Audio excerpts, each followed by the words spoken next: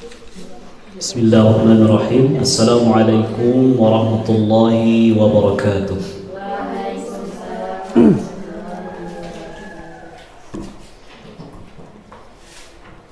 Alhamdulillahi rabbil alamin. Alhamdulillahilladzi arsala rasulahu bil huda wa dinil haqq liyudhhirahu 'ala ad-din kullihi walau karihal kafirun.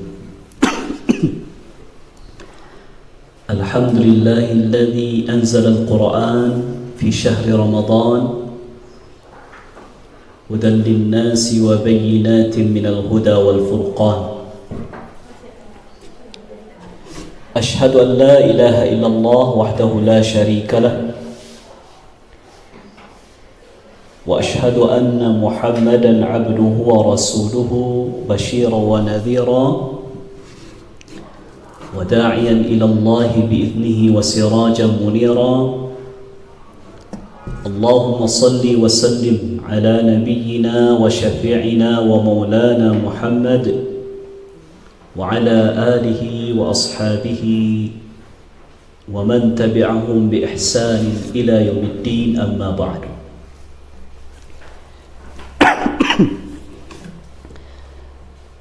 Yang sama-sama kita muliakan, Kepala Madrasah Diniyah Takmiliyah Awaliyah Al-Ikhlas Jorong Padang Gadang, yang kami muliakan para ustazah, majelis guru, tata usaha MDTA Al-Ikhlas Padang Gadang, yang Ustaz banggakan para musyrifah, pembina-pembina tahfiz di Ma'had Al-Hira kita. Mari sejenak kita memperbaharui rasa syukur kita kepada Allah Subhanahu wa taala pada hari ini, di awal bulan Sya'ban ini, dan juga di awal bulan Maret 2022, kita bisa melaksanakan dan menghadiri program yang sudah lama kita rencanakan, yaitu pelatihan ataupun pembinaan bagi para guru dan juga musyrifah tahfiz yang terlibat aktif dalam mengajarkan Al-Quran, baik dari segi membacanya maupun dari segi menghafalnya untuk santri-santri kita. Mudah-mudahan program yang kita laksanakan hari ini berjalan lancar tanpa ada kendala yang berarti, dan tentu kita berharap yang hadir dan yang memberikan materi bisa mengambil manfaat yang sebesar-besarnya. Mudah-mudahan kegiatan-kegiatan yang berkaitan dengan Quran, terutama yang berkaitan dengan kegiatan tahfiz di lingkungan tempat pendidikan kita ini, betul-betul bisa terlaksana dengan sebaik-baiknya. Kemudian salawat dengan salam kita senantiasa kirimkan dan hadiahkan kepada kekasih kita Nabi besar Muhammad sallallahu alaihi wasallam. Allahumma salli wa sallim ala nabiyyina Muhammadin wa ala alihi wa ashabihi ajma'in, amma ba'du. Baik, sebelumnya terima kasih kepada para guru dan musyrifah. Ternyata kita hadir walaupun ada satu atau dua orang yang belum hadir. Mohon informasinya, ibu kita Dayar, ada informasi? Pergi ke Solo. Ya, kalau Eka lagi bagi kabar tadi ya. Oh, masih PL. Jadi Eka PL-nya tinggalnya di tempat PL. Pulang balik. Terus kini di mana? Di rumah. Kini di rumah enggak?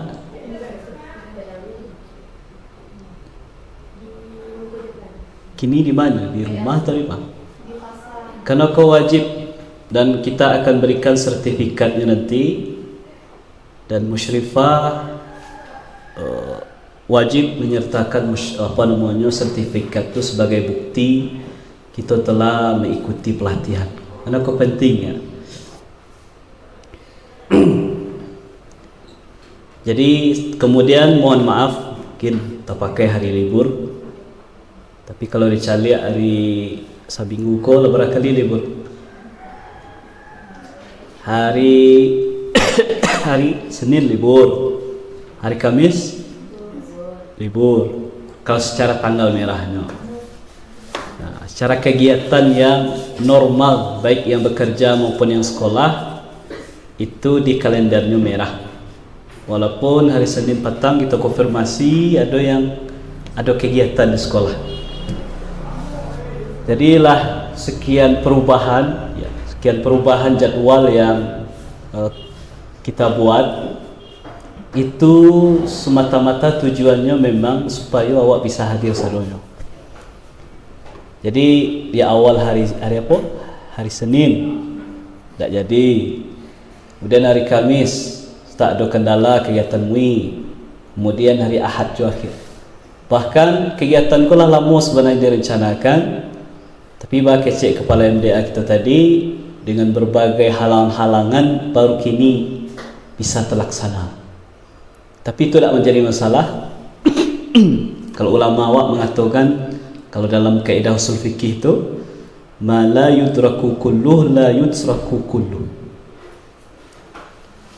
Ada yang bisa menerjemahkan? Kepala MDA. Apa yang tidak bisa kita peroleh semuanya, maka jangan kita tinggalkan semuanya. Ya. Ma la yudraku kulluh, sesuatu yang tidak bisa didapatkan semuanya, la yudraku kulluh, jangan pula ditinggalkan semuanya. Artinya kalau kita membuat kegiatan bisa jadi tidak sesuai dengan perencanaan yang maksimal, baik dari segi waktu, dari segi persiapan segala macam, maka jangan juga ditinggalkan.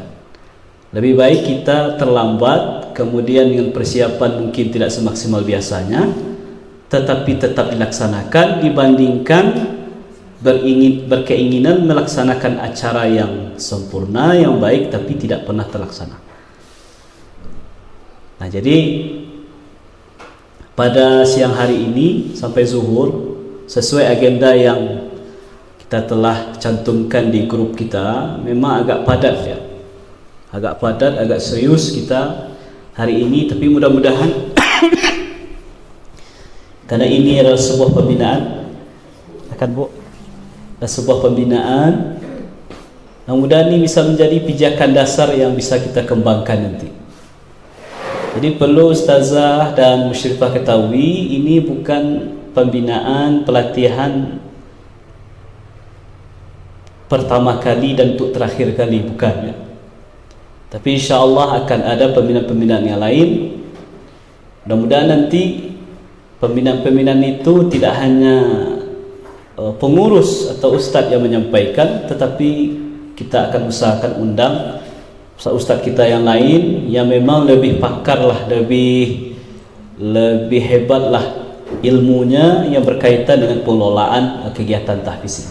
Makanya yang kita sampaikan hari ini itu lebih sifatnya umum dan lebih sifatnya teknis nanti dalam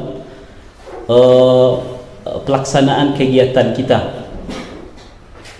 Jadi ada 3 hal pokok yang kita bahas, mudah-mudahan sampai waktunya menjelang zuhur nanti. Yang pertama, ya, kaedah pokok dalam menghafal Quran.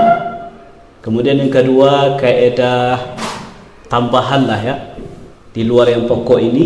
Kemudian yang ketiga nanti kita akan bahas bagaimana sih sebenarnya kewajiban, kemudian hak-hak para guru dan musyrifah dalam pelaksanaan kegiatan ini.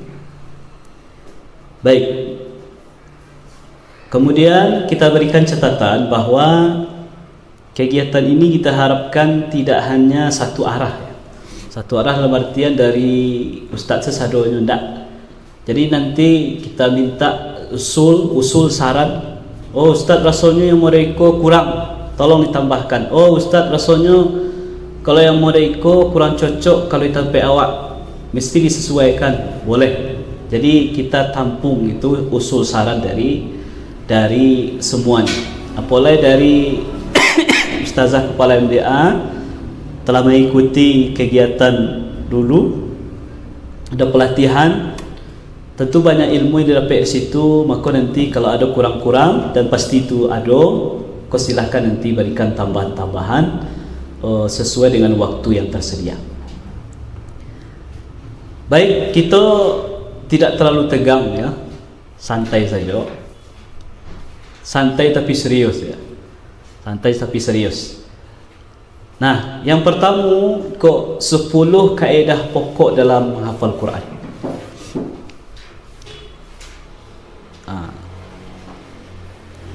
Kau belum bukan keseluruhan, tapi mungkin ya, kau yang termasuk paling penting. Banyak orang bertanya, Ustaz, apa cara metode menghafal Quran yang bagus? Banyak bertanya, apa caranya supaya hafal Quran capek? Nah, itu perlu Ustazah dan Musyrifah ketahui, itu hitungan yang selanjutnya nanti. Tidak termasuk dalam kaedah pokok, belum termasuk. Tetapi yang 10 kok kadang yang banyak yang tidak dibahas orang atau ditinggalkan orang. Yang pertama, langsung saja. Yang pertama, yang paling penting dari semua amalan yang kita lakukan itu, apapun itu, termasuk dalam kegiatan menghafalkan Quran dan mengajarkan Quran, betul-betul semuanya dilandaskan kepada keikhlasan. Nah, kita cantumkan sebuah hadis di sini ya. Hadis diriwayatkan oleh Imam Al-Baihaqi. Sebelumnya ni kelihatan ke belakang? Jelas? Nah. Baik, sebuah hadis sahih diriwayatkan oleh Imam Al-Baihaqi dalam kitab beliau Syu'abul Iman, dari sahabat Abu Sa'id Al-Khudri, bahwasanya beliau telah mendengar Rasulullah sallallahu alaihi wasallam bersabda, "Ta'allamul Qur'an wasalu bihil jannah." Was'alu bihil jannah. Pelajarilah Al-Quran itu dan mintalah kepada Allah dengan kamu belajar Quran itu syurga. Artinya di sini Nabi ingin katakan bahwa perbaharui niat kita mau belajar, mau mengajarkan Quran, mau itu mengajarkannya sifatnya dengan membacanya atau menghafalnya, semuanya betul-betul karena Allah. Qabla ayata'allama qaumun yas'aluna bihid dunya. Ya, sebelum datang seseorang yang mana dia mempelajari Quran itu tujuannya adalah karena hanya ingin mendapatkan kesenangan dunia saja. Bisa jadi berharap hanya sekedar berharap honor misalnya, atau berharap syanu hafizah harum namanya, kemudian ikut MTQ juara tiket Nagari juara tiket menampu juara tiket Agam bawa pulau ke provinsi juara pulau bawa ke nasional, di nasional juara 1, dapat auto, dapat umrah segala macam.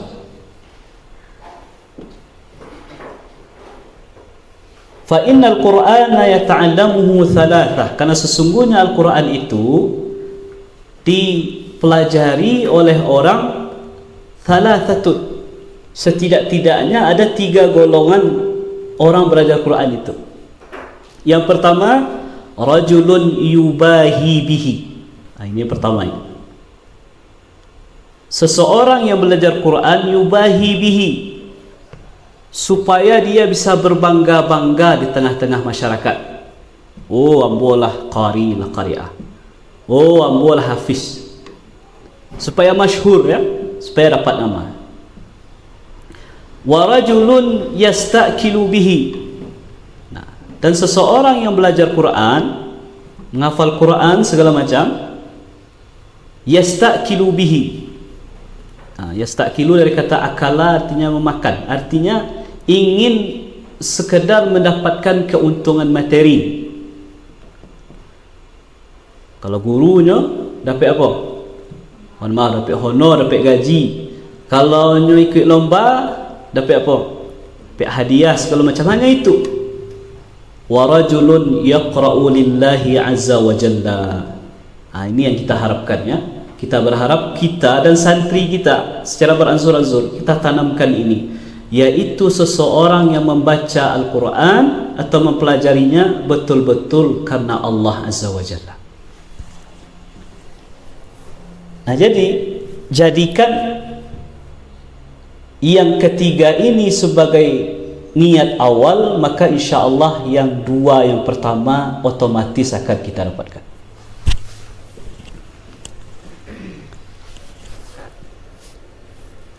Kau ada sebuah analogi yang cukup bagus tentang ilmu ikhlas. Kalau awak menanam bunga di laman awak, itu biasanya kan rumput-rumput sama-sama kan tumbuh surang, ya. Tak perlu nak ditanamnya tumbuh surang. Tapi kalau rumput sama yang tumbuh di halaman, ada tak yang bunga otomatis tumbuh surang kalau tak ditanam? Kan ada dah. Nah, ilmu ikhlas kira-kira seperti itu. Bunga tadi itu adalah ikhlas itu. Kalau ikhlas yang kita dahulukan, maka rumput-rumput tadi, ya, rumput-rumput itu adalah keuntungan dunia. Wah, ikhlas mengajar Quran, ikhlas menghafal Quran.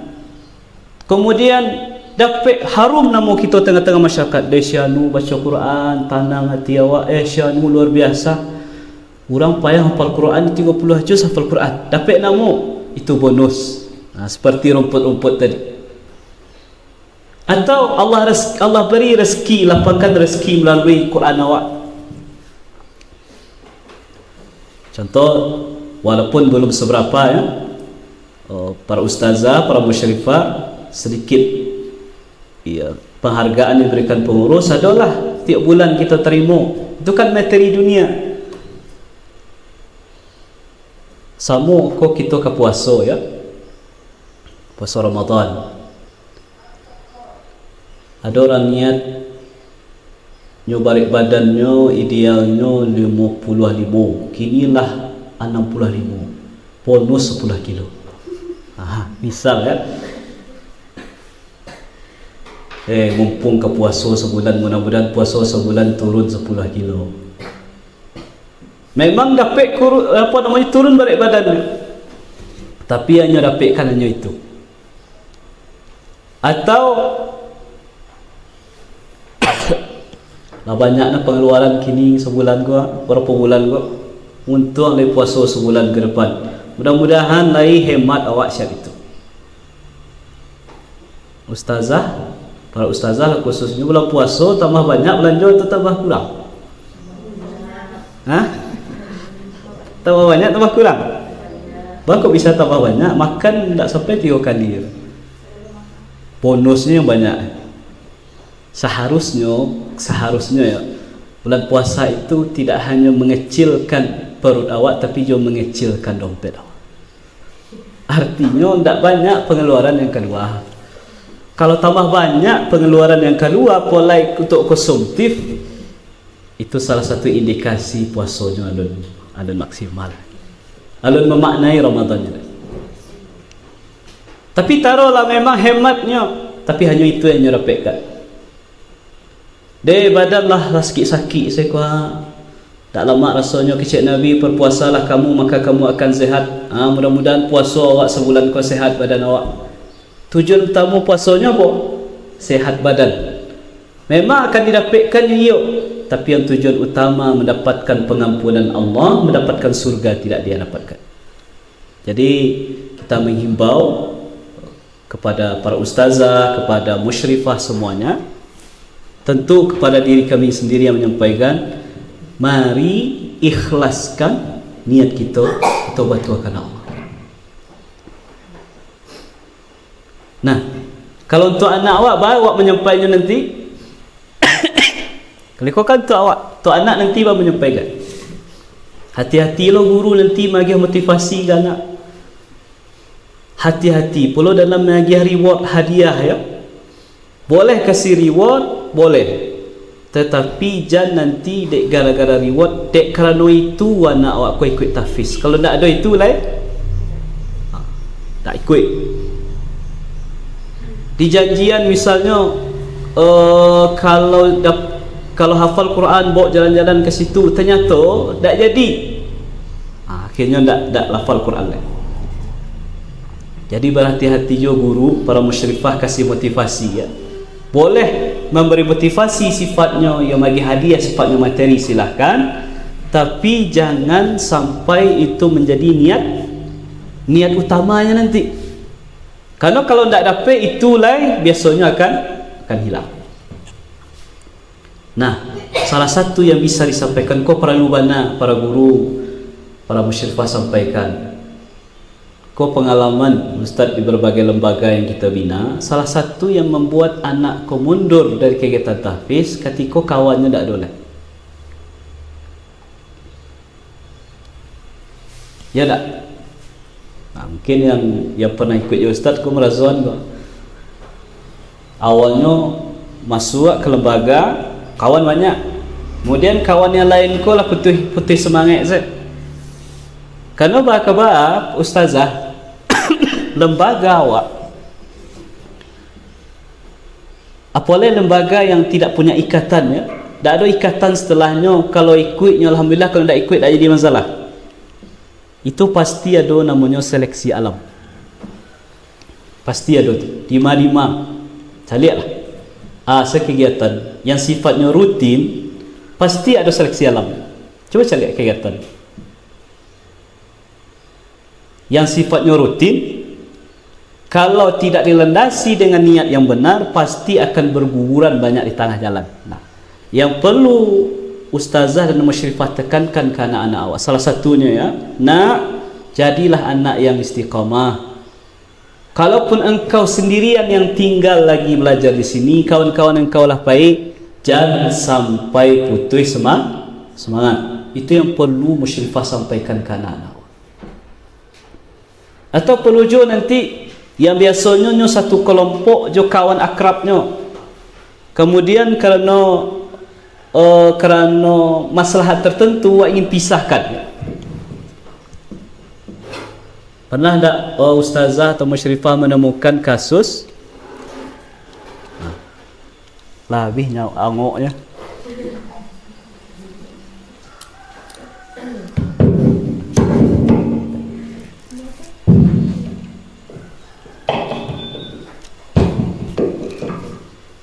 Pernah tak menemukan kasus seperti itu? Selainnya kau kawan, kau akrab berdua kau, kalau dicampurnya kau dicek kelompokan, nah tak ada efektif, kemudian kita pisah. Pernah? Nah, itu pasti akan menimbulkan bisa jadi kekurangan semangat atau protes segala macam. Pandai-pandai nanti sampaikan ke anak, supaya jangan itu yang menjadi kendala, kemudian yang tak ikut saya kegiatan tahfiz.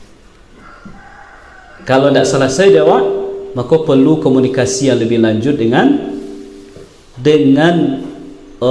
orang tua, supaya yang masalah yang cikgu tidak menjadi kendala ke depannya nanti. Baik, itu yang pertama ya, masalah ikhlas.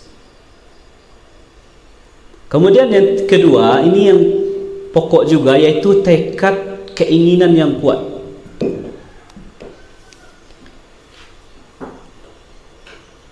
Kalau kita cantumkan sebuah syair, kau rasanya perlu dihafal oleh ustazah, oleh musyrifah, kalau perlu suruh anak-anak kita menghafalkannya. Kalau boleh aja dicatat. Faqul li murajji ma'alil umuri. Wak kadang sikit ya.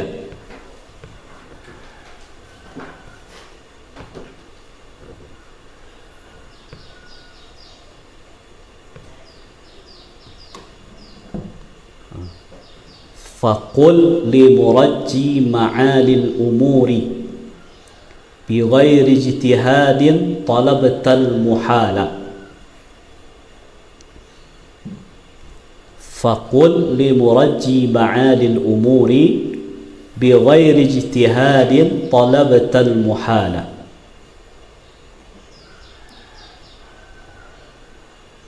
Katakanlah kepada, faqul, katakanlah ya, li murajji ma'alil umuri, kepada orang-orang yang mencita-citakan keberhasilan, kesuksesan. Nah, kalau ma'alil umur itu kan perkara yang tinggi, tapi kalau kita bahasakan yang lebih mudah, katakanlah kepada orang yang mencita-citakan, yang mengharapkan keberhasilan, kesuksesan, bi ghairi ijtihadin, tanpa adanya usaha yang sungguh-sungguh, talabtal muhala, maka engkau telah mencari sesuatu yang sia-sia. Ini di semua hal ya. Apa saja awak, dan dalam hal apa saja kita ingin berhasil, yang satu ini mesti betul-betul ada, yang ijtihad.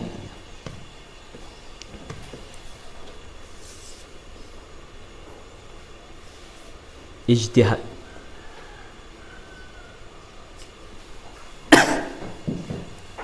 Cuba para ustazah cari anak-anak awak yang bagus hafalannya, itu secara semangat dan tekadnya beda tak jauh anak yang lain? Rata-rata biasanya lebih rajin, kalau apa namanya lebih disiplin, lebih proaktif dalam kegiatan dan seterusnya. Karena memang syarat setelah ikhlas itu, kalau tidak ada tekad ijtihad ini akan menjadi sesuatu yang mustahil untuk dicapai nanti oleh siapapun. Apapun keinginan, kau nak hanya berkisar tentang menghafal Quran, tapi kau bisa untuk awak sedonya.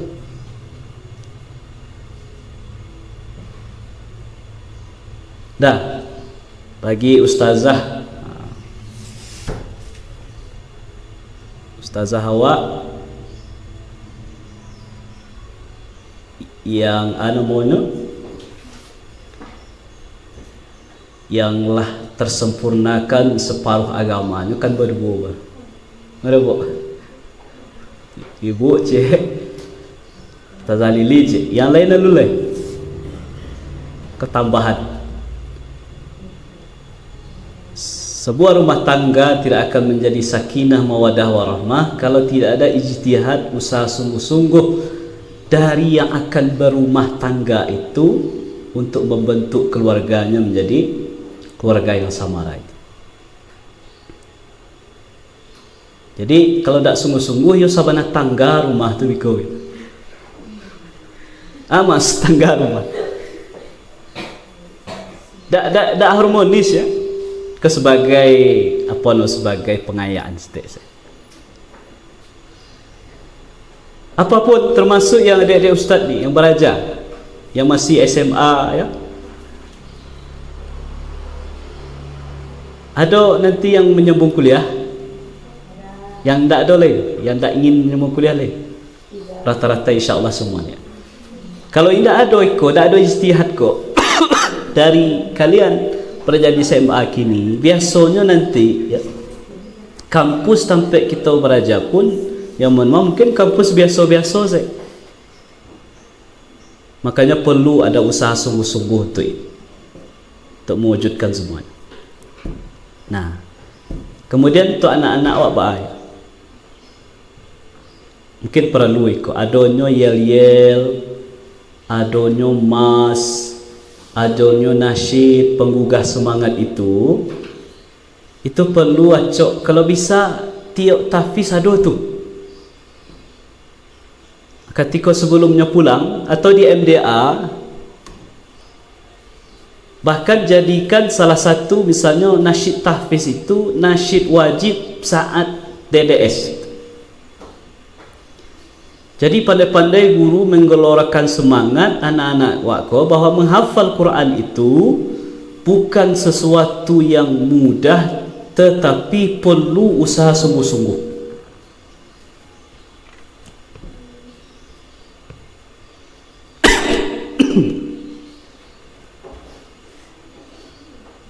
Nah, mungkin awak sama-sama tahu kalau nasyid murajaah itu apa isinya tuh? Kan menghafal Quran tu katanya tidak semudah membalikkan telapak tangan, kan itu. Nah, kemudian yang perlu Ustaz sampaikan, tolong ulas nasyidnya. Jangan hanya sekedar nyanyi-nyanyi, tapi ruh dari nasyid itu tak dirasakan oleh anak awak. Jadi setelah nyanyikan dengan semangat, ulas agak segetik, agak 5 minit. Maksud dari nasyid itu masuk antara masuk rasakan anak awak. Termasuk ke diri kita sendiri. Kepada para guru, karena anak yang bersemangat, anak yang sungguh-sungguh itu biasanya karena dididik oleh guru yang seperti itu juga. Tapi kalau dari awal kegiatan guru kolah letoy sana, lama dia orang latih ya, tak semangat hadir, muko banyak masalah lo. Kecil anak murid awak dalam hati mungkin tak ucapkan, ibuku mengan kemari kecil, membuat banyak masalah awak lah panik kemari, tambah lu masalah awak cuma masalahnya. Jadi pandai-pandai mengasih semangat anak. Ya walaupun iko tidak mesti tiap kesempatan ya, tapi ada saat-saat tertentu, bahkan mungkin para ustazah 2 balik atau 3 balik kali kegiatan tahfiz awak yang malam itu sebulan, kalau perlu sediakan mungkin 1 kali dalam sebulan, bisa di hari tahfiz atau mungkin di momen MDA, terserah. Karena anak awak yang tahfiz kan anak MDA awak juga gitu, secara teratur sediakan kok video atau apalah, bangkitkan semangat mereka balik. Jadi tadi tanya ke si put ayo pakai apa namanya go fokus go, ayo pakai go ustazah dulu karena dulu lah punya komitmen mau dibelikan dengan syarat cocok pakai. Kalau biar 6 juta awak beli. Jadi jangan jadikan kau mubazir, jangan jadikan lampu apa namanya kok, jadikanlah proyektor Epson ko rusak dek kerana dipakai, jangan rusaknya dek kerana disimpan saja. Biarlah setahun rusaknya, deklah habis masuk apa nama masuk lampu proyektor ko kan punya jam ya. Dia lah rusaknya ustaz, dia cok mana kami bagai, alhamdulillah yang tak senang tu dia rusak, batu rusak lama di gudang ustaz. Itu yo sedih awak. Orang lah panik bawa wakaf kan, tapi tak kita manfaatkan. Jadi pakailah. Ustazah ngajar tiap hari, pakailah fokus kau itu. Manfaatkan media. Jadi anak-anak aku memang bersemangat. Awak guru semangat, anak-anak pun semangat. Nah, kemudian yang ketiga, digadang-gadang salah poin ni kan.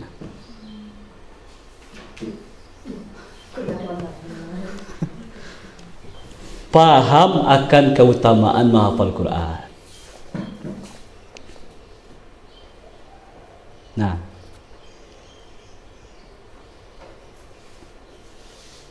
contoh.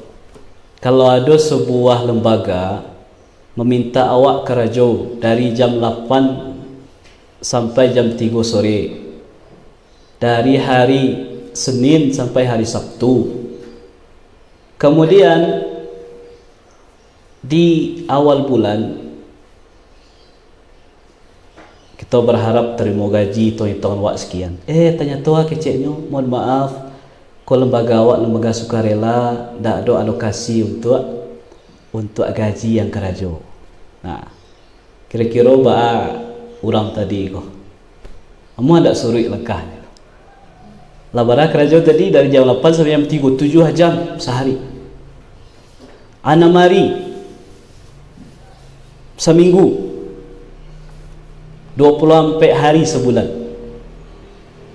atau 26 hari sebulan lebih kurang, tidak ada hasil yang didapatkan, maka boy yakin orang seperti itu akan mundur saja dengan teratur setelah itu, karena tidak ada penyemangatnya.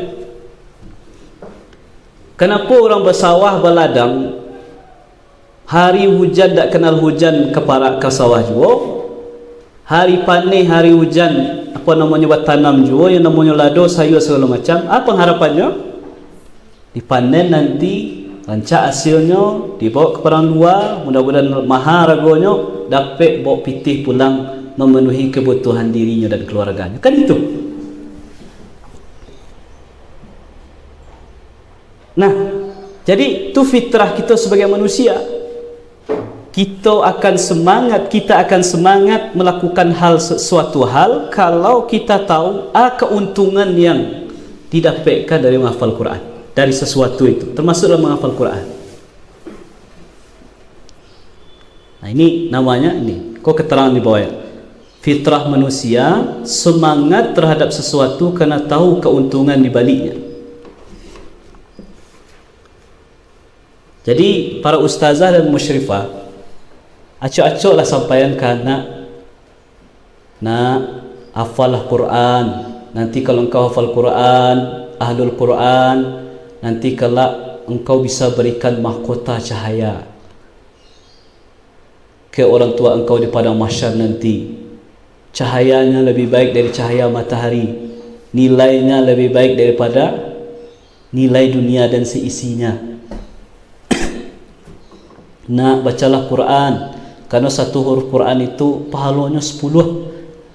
Nah, acok-acok para ustazah, para musyrifah, baca ya, baca, buka Google. Kalau punya buku tentang keutamaan baca Quran, hafal Quran, baca buku tu.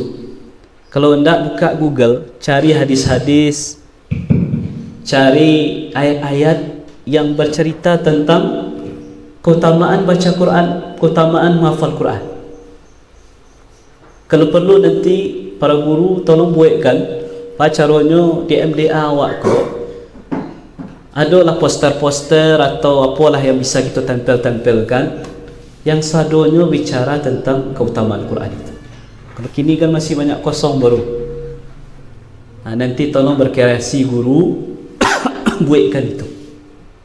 Jadi di setiap sudut yang dipandang oleh anak tu tentang keutamaan Quran. Berjalannya ke belakang, keutamaan menghafal Quran. Berjalannya di muka, keutamaan menghafal Quran, dan seterusnya. Dicari di lokal, itu yang dirapatkan.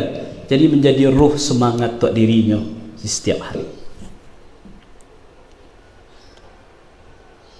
Nah, kemudian jangan remehkan surat yang belum hafal-hafal. Jangan kita pernah mengeluh. Kita boleh berdoa kepada Allah, ya Allah, nak ambo kalau hafal-hafal je boleh, tolongnya ya Allah. Tapi jangan keluhkan. Kalau sebuah surat alun hafal, itu berarti si anak tadinya akan terus membaca tadi. Bayangkan ustazah sadonya, surah Al-Bayyinah, kawannya 3 kali 4 kali pertemuan hafal, dinyo 2 bulan tak dia hafal-hafal. Okey, mungkin kerana kemampuan atau apa, tapi ada positifnya di situ. Nyo ulang taruh nyo baca walaupun jelek Quran. Bayangkan surah Al-Bayyinah kalau 10 kali saja diulang berkali-kali, 10 kali salah surah Al-Bayyinah dibaca, lah bara halaman Quran nyo baca tu, lah bara huruf yang nyo baca tu, kali-kala 10 kebaikan yang Allah berikan sesuai dengan hadis Nabi. Jadi jangan pernah anggap remeh surat yang makra yang belum hafal-hafal.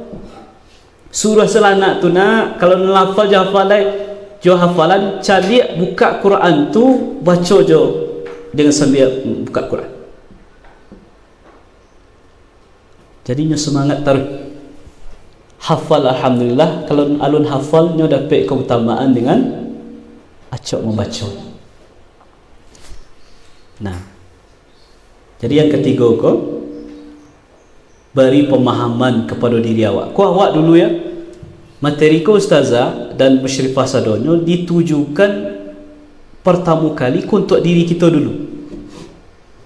Nah, kemudian ustazah dan musyrifah nanti menyampaikan ke anak dengan cara awak, dengan menyederhanakan bahasa. Makanya ditujukan tadi, kalau masalah ikhlas baca cara menyampaikan ke anak, kalau membangkitkan tekadnya bapuluh, kemudian memberikan pemahaman tentang keutamaan bapuluh.